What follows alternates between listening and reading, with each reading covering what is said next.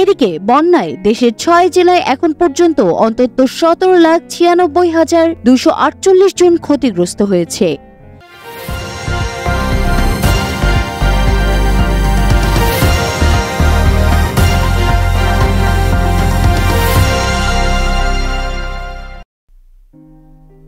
কয়েকদিনের টানা বৃষ্টিতে বাংলাদেশ সংলগ্ন ভারতের উত্তর পূর্বাঞ্চলীয় ত্রিপুরা রাজ্যে বন্যা দেখা দিয়েছে। এতে ডুম্বুর জলবিদ্যুৎ প্রকল্পের বাঁধ খুলে দিয়েছে ত্রিপুরা রাজ্য সরকার। ফলে গোমতী ও ফেনী নদীর পানি হঠাৎ বেড়ে গিয়ে বাংলাদেশের বিভিন্ন অঞ্চল তলিয়ে গেছে। মুহুরী, কহুয়া ও সিলোনিয়া নদীর পানি বিপদসীমার উপর দিয়ে প্রবাহিত হচ্ছে।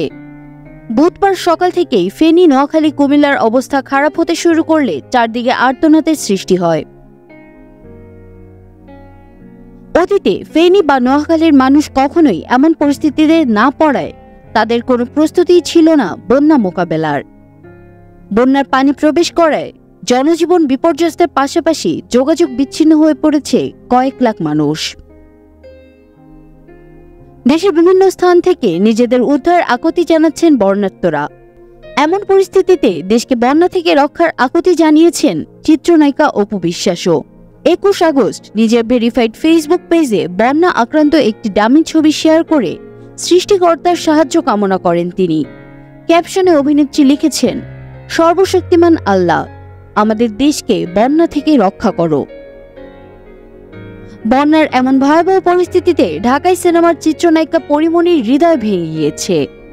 নিজের সর্বোচ্চ দিয়ে বন্যার্তদের পাশে থাকার ঘোষণা দিয়েছেন তিনি। বুধবার দিবাগত রাতে পানির নিচে বসে থাকা এক শিশুর ছবি ফেসবুকে শেয়ার করে এই নায়িকা লিখেছেন, বুকের ভেতরটা দুমড়ে মুচড়ে যাচ্ছে, এই চোখের দিকে তাকিয়ে কি করে ঘুমাবো।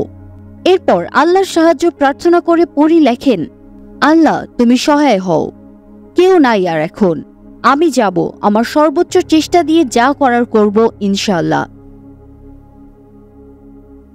পানির তীব্র স্রোতের কারণে নৌকা বা স্পিডবোট নিয়েও উদ্ধার কাজ সম্পন্ন করা যাচ্ছে না। এমন অবস্থায় সকলে হেলিকপ্টার দিয়ে বন্যার্তদের উদ্ধারের আকুতি জানিয়েছেন। তাদের সেই আহ্বানে সাড়া দিয়ে অভিনেতা ইরফান সাজ্জাদ জানিয়েছেন তিনি উদ্ধারকারীদের হেলিকপ্টার ভাড়া দিতে রাজি, তবে এর জন্য প্রয়োজন দক্ষ কোনো রেস্কিউ টিম যারা বন্যার্তদের উদ্ধার করতে পারবেন সঠিকভাবে। সেই স্ট্যাটাসের মন্তব্য ঘরে দক্ষ রেস্কিউ টিম খোঁজ করার কারণও জানান ইরফান সাজ্জাদ।